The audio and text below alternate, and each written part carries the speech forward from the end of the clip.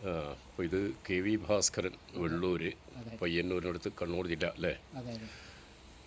ഭാസ്കരേട്ടാ, നിങ്ങൾ ഒരു കുറച്ച് കാലം മുമ്പ് ഒരു ക്യാൻസർ രോഗം ബാധിച്ചിരുന്നു എന്ന് കേട്ടിരുന്നല്ലോ.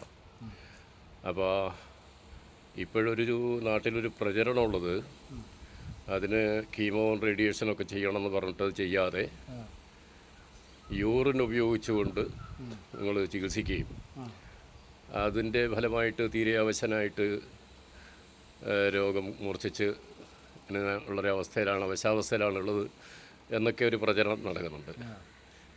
അപ്പോൾ അതിനെക്കുറിച്ച് എന്താണ് പറയാനുള്ളത്? തികച്ചും തെറ്റാണ്. എനിക്ക് ഈ സുഖക്കേട് വരുന്നത് 2016 എൻ്റെ ഓർമ്മ. അപ്പോൾ ഒരു വയറുവേദന ഉണ്ടായിരുന്നത്. അന്ന് ഞാൻ AJ ഹോസ്പിറ്റലിൽ പോയി. AJ ഹോസ്പിറ്റൽ എന്ന് പറഞ്ഞാൽ എവിടെയാണ്? മംഗലാപുരം AJ, പേര് കേട്ടോ, വലിയ ഹോസ്പിറ്റലേ.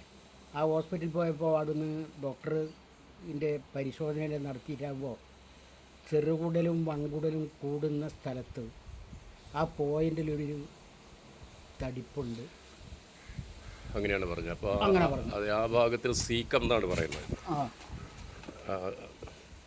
അതൊന്നും എടുത്തിട്ട് അത് അതിൻ്റെ റിപ്പോർട്ട് നമ്മുടെ കയ്യിലുണ്ട്. അത് AJ ഹോസ്പിറ്റൽ അല്ലേ? ഇത് AJ ഹോസ്പിറ്റൽ മംഗലാപുരം. ഇതിൽ പറയുന്നത് എന്താണെന്ന് വെച്ചാൽ mild thickening of caecum and ascending colon noted എന്നാണ്. അതായത് thickening of caecum and ascending colon noted എന്ന് പറഞ്ഞാൽ ഈ സീക്കം എന്ന് പറയുന്ന വൻകുടലും ചെറുകുടലും കൂടെ സന്ധിക്കുന്ന ഭാഗത്ത് ഒരു തടിപ്പുണ്ട് എന്നുള്ളതാണ്. അപ്പോൾ അത് നിങ്ങൾ കാണിക്കാൻ പോകുക കാരണം എന്തായിരുന്നു? വേദന, കഠിനമായിട്ടുള്ള വേദന ഉണ്ടായി, നടക്കാനും കഴിയുന്നില്ല. അതുകൊണ്ട് തന്നെയാണ് പോയിരുന്നത്. എൻ്റെ കൂടെ ഒരാളുണ്ടായിരുന്നു. അപ്പോൾ അതിന് എന്താണ് അവിടുത്തെ നിർദ്ദേശിച്ചത്? അവിടെ നിർദ്ദേശിച്ചത് ഇത് പോയപ്പോൾ എന്ന് പറഞ്ഞാൽ എൻ്റെ കൂടെയുള്ള ആൾ ചോദിച്ചു, എന്താണ് സാർ ഡോക്ടറോട്, അത് എന്തായിരിക്കും? അത് പറഞ്ഞാൽ അയാൾ എൻ്റെ ഒന്നിച്ചില്ല ആളോട് പറഞ്ഞത് ക്യാൻസറിനാണ് സാധ്യത, ക്യാൻസർ ആവാനാണ് 2016. 2016. അത് അടിയന്തരമായിട്ട് ഓപ്പറേഷൻ ചെയ്യണം. അതിനുശേഷം മറ്റ് ചികിത്സകൾ, കീമോ ഒക്കെ ചെയ്യണമെന്ന് പറഞ്ഞോ? ഒന്നും പറഞ്ഞില്ല, ഞാൻ പോയില്ലല്ലോ അതിന് ശേഷം. അല്ല, അവിടെ ഡോക്ടർ പറഞ്ഞു ഒരാഴ്ചക്കുള്ളിൽ വന്നിട്ട് ഓപ്പറേഷൻ ചെയ്യണം. അതുപോലെ ഒരു ഗുളിക തന്നു. ആ ഗുളിക ഞാൻ കഴിച്ചില്ല.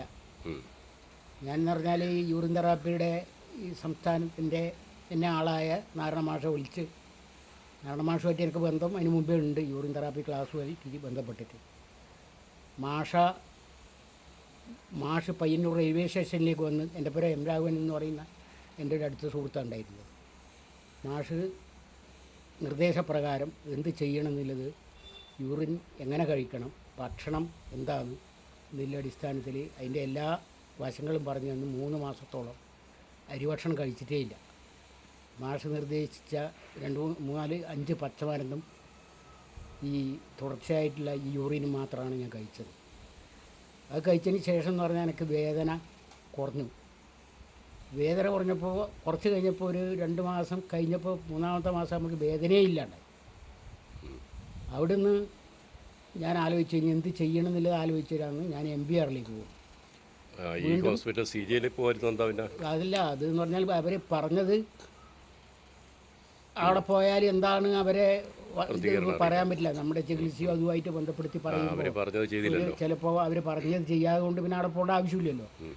അങ്ങനെയാണ് ഇത് പുതുതായിട്ട് MBRൽ പോകുമ്പോൾ ഞാൻ ഈ കാര്യങ്ങളൊന്നും സംസാരിച്ചില്ല. ആദ്യം പിന്നീട് ടെസ്റ്റുകൾ നടത്തി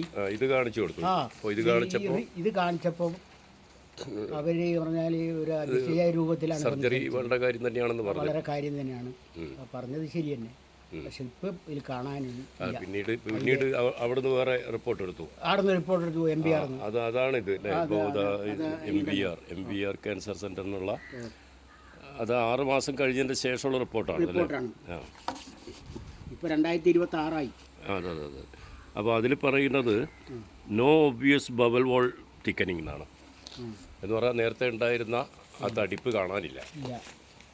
അപ്പോൾ ഒരു 6 മാസം യൂറിൻ തെറാപ്പി അല്ലാതെ മറ്റൊന്നും ചെയ്തിട്ടില്ല. വേറെ ഒന്നും ചെയ്തില്ല. അപ്പോൾ അത് അവിടെ ചെന്നപ്പോൾ 6 മാസം കഴിഞ്ഞിട്ട് ടെസ്റ്റ് ചെയ്തപ്പോൾ നേരത്തെ റിസൾട്ടൊന്നുമില്ല. ഒന്നുമില്ല. രോഗം മാറിയിരിക്കുന്നു. മാത്രമല്ല നിങ്ങൾക്ക് അതിൻ്റെ ലക്ഷണങ്ങളും പോയിരിക്കുന്നു. എല്ലാം പോയിരിക്കുന്നു. വേദനയൊക്കെ പോയിരിക്കുന്നു. നിങ്ങൾ അന്ന് വന്നപ്പോൾ ഭയങ്കര കടുത്ത വേദനയായിട്ടല്ലോ. വേദനയായിരുന്നു. അതെ. അപ്പോൾ അതൊക്കെ മാറിയിരിക്കുന്നു. ഇത് കഴിഞ്ഞിട്ടിപ്പം 2017 ടെസ്റ്റ് ചെയ്യുമ്പോൾ 6 മാസം കഴിഞ്ഞിട്ടാണ്. 6 മാസം കഴിഞ്ഞിട്ട്. എന്നാൽ ഏതായാലും 2017 പോയിട്ടുണ്ടാവില്ലേ? എൻ്റെ ഡേറ്റിൻ്റെ റിപ്പോർട്ടിലുണ്ടാവും തോന്നുന്നു. എന്ന് പറഞ്ഞാൽ 17 കഴിഞ്ഞിട്ട് ഇപ്പോൾ എത്രയായി? 9 കൊല്ലമായി. 9 കൊല്ലമായി. അപ്പോൾ ഇതുവരെയായിട്ടും അതുമായിട്ട് ബന്ധപ്പെട്ട യാതൊരു പ്രശ്നവും ഉണ്ടായിട്ടില്ല. പിന്നെ എന്തിനാണ് ഇങ്ങനെ ഒരു പ്രചരണം നടത്തുന്നത്? ആരാണ് ഈ പ്രചരണം നടത്തുന്നത്? ഈ മീഡിയ കൊണ്ട് എന്താ പറയുന്നത്, ആരോടാ പറയുന്നത്? നമ്മളുമായിട്ട് ബന്ധപ്പെട്ടിട്ട് വലിയ ഒരു വിഷയവും ഇല്ല. നമ്മളോട് ആരും ചോദിച്ചിട്ടുമില്ല. എന്നോട് ചില ആൾക്കാർ പറഞ്ഞതാണ് ഭാസ്കരേട്ടനെ വെറുതെ ഇങ്ങനെ പിന്നെ അവശാവസ്ഥയിലാക്കി കളഞ്ഞല്ലോ എന്നുള്ള രീതിയിലാണ് എന്നോട് പറഞ്ഞത്. അപ്പോൾ അത് നമ്മളിത് ചെയ്യുന്നത് എന്തിനു വേണ്ടിയിട്ടാണ്? ഇതിൽ യാതൊരു സാമ്പത്തിക ചെലവും ഇല്ലാത്ത ലക്ഷക്കണക്കിന് രൂപയാണ് ഇതിനൊക്കെ വേണ്ടി ചെലവഴിക്കേണ്ടി വരുന്നത്.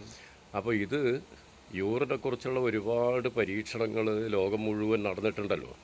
നോബൽ പ്രൈസ് കിട്ടിയ ഡോക്ടർ ആൽബർട്ട്സൺ ഗോർജി എന്ന് പറയുന്ന സയൻറ്റിസ്റ്റാണ് മൂത്രത്തിനകത്ത് നടത്തിയ പരീക്ഷണത്തിലൂടെ ക്യാൻസറിനെ ചെറുക്കുന്ന ഒരു പ്രധാനപ്പെട്ട ഘടകം കണ്ടെത്തിയത്. അപ്പോൾ ഈ സയൻറ്റിഫിക്കായിട്ട് പ്രൂവ് ചെയ്ത കാര്യമാണത്. അതോടൊപ്പം തന്നെ പിന്നെ ഇതിൽ നിന്നും മരുന്നുണ്ടാക്കുന്നതായിട്ട് നമുക്കറിയാം. അമേരിക്കയിൽ ആൻറ്റിനിയോപ്ലാസ്റ്റ് എന്നുള്ളൊരു മരുന്ന് ക്യാൻസറിനുള്ള ഉണ്ടാക്കുന്നുണ്ട്. മൂത്രത്തിൽ നിന്നാണ് ഉണ്ടാക്കുന്നത്. CD8 എന്ന് പറഞ്ഞിട്ട് ജപ്പാനിൽ ബ്ലഡ് ക്യാൻസറിനുള്ള മരുന്നുണ്ടാക്കുന്നു. മറ്റ് ക്യാൻസറിനുമുള്ള മരുന്നാണത്. അപ്പോൾ ഇതിനൊക്കെ വമ്പിച്ച വിലയാണ്. അപ്പോൾ നമ്മളൊരു പരീക്ഷണം മാത്രമാണ് ചെയ്യുന്നത്. എന്താണ് ഇത്? ഇതിന് ഔഷധ ഗുണമുണ്ടെങ്കിൽ ഇതിന് പുറമെ 10-15 ഘടകങ്ങൾ വേറെയും ക്യാൻസറിനെ ചെറുക്കുന്നതായിട്ടുണ്ട് എന്ന് പറയുന്നു. അപ്പോൾ അങ്ങനെയാണെങ്കിൽ നേരിട്ട് തന്നെ നമ്മളത് പരീക്ഷിച്ചാൽ എന്തുകൊണ്ട് ഫലിക്കില്ല? ഫലിക്കുമോ എന്നുള്ളതാണ് നോക്കുന്നത്. ഫലിക്കുന്നുണ്ട് എന്ന് മറ്റു പല സ്ഥലങ്ങളിലും, ചൈന ഉൾപ്പെടെയുള്ള ജപ്പാൻ, ജർമ്മനി ഇങ്ങനെയുള്ള സ്ഥലങ്ങളിലൊക്കെ തന്നെ യൂറിൻ തെറാപ്പി ചെയ്യുന്ന ആളുകളും സംഘടനകളൊക്കെ ഉണ്ട്. ഒരുപക്ഷെ ചൈനയിലായിരിക്കും ഏറ്റവും വലിയ സംഘടനയുള്ളത്. അപ്പോൾ അവിടെ നിന്നൊക്കെ വരുന്ന റിപ്പോർട്ട് അനുസരിച്ചിട്ട് നേരിട്ട് ചെയ്യുമ്പോൾ തന്നെ ക്യാൻസറായാലും വന്ധ്യതയായാലും ബ്ലോക്കായാലും സ്കിൻ ഡിസീസുകളായിട്ടൊക്കെ മാറുന്നതായിട്ടുള്ള റിപ്പോർട്ടുകൾ കണ്ടതുകൊണ്ടാണ് നമ്മൾ ഇത് അങ്ങനെയാണെങ്കിൽ ഇത് ജനങ്ങളെ അറിയിക്കേണ്ടതാണല്ലോ. അത് ഫലിക്കുന്നില്ലേ നമ്മൾ നേരെ തിരിച്ചും പറയും, ഇത് ആരും ഉപയോഗിക്കരുതെന്നും പറയും. പക്ഷേ ഇത് ഫലിക്കുന്നതായിട്ട് കാണുന്നു. ഇപ്പോൾ ഭാസ്കരേട്ടൻ്റെ ഒരു കാര്യം തന്നെ നേരിട്ട് ചികിത്സക്ക് പോയിട്ടുണ്ടെങ്കിൽ ലക്ഷക്കണക്കിന് രൂപ ചിലവഴിക്കേണ്ടി വരും. 10 കൊല്ലമായില്ലേ? അതെ അതെ. 10 കൊല്ലം ഒരു ക്യാൻസർ ഒരു ചികിത്സ നടത്താണ്ട് ഒരു ക്യാൻസർ രോഗി 10 കൊല്ലം ജീവിക്കും എന്ന് പറയാൻ പറ്റും. അപ്പോൾ ആരോഗ്യപരമായിട്ട് യാതൊരു പ്രശ്നമില്ല. ഇപ്പോൾ ഇലക്ഷനൊക്കെ കഴിഞ്ഞ സമയമാണ്. അദ്ദേഹം വളരെ സജീവമായിട്ട് ഇലക്ഷൻ രംഗത്തൊക്കെ ഉണ്ടായിരുന്ന ഒരാളാണ്. അപ്പോൾ ഈ പറയുന്ന പ്രചരണങ്ങളൊക്കെ തന്നെ അടിസ്ഥാനരഹിതമാണ്. എന്നോട് ആരും ചോദിച്ചില്ല. ഇതുകൊണ്ട് നമ്മൾ ഭാസ്കരേട്ടന് മാറി എന്നുള്ളതുകൊണ്ട് മാത്രം ഇതൊരു വളരെ ശാസ്ത്രീയമായ ചികിത്സയാണെന്നുള്ളത് നമ്മൾ പറയുന്നില്ല. മറ്റൊരാളോട് നമുക്ക് പറയാനുള്ളത് ഇങ്ങനെ ഭാസ്കരേട്ടന് മാറിയിട്ടുണ്ട്, നിങ്ങൾക്കും വേണമെങ്കിൽ പരീക്ഷിച്ച് നോക്കാം. അതിൽ കവിഞ്ഞ് നമ്മളൊന്നും പറയില്ല. നമ്മളിത് പരീക്ഷണമാണ് നടത്തുന്നത്. അപ്പോൾ ഇത് തെറ്റായിട്ടുള്ള പ്രചരണമാണ്. ഓക്കെ, ഭാസ്കരേട്ട ഏതായാലും നമ്മൾ യാദൃച്ഛികമായിട്ട് ഇന്ന് കണ്ടുമുട്ടി. അപ്പോൾ സംഗതി ഞാൻ ചോദിച്ച് റെക്കോർഡ് ചെയ്യാമെന്ന് വിചാരിച്ചാണ്. വളരെ നന്ദി. ഓക്കെ.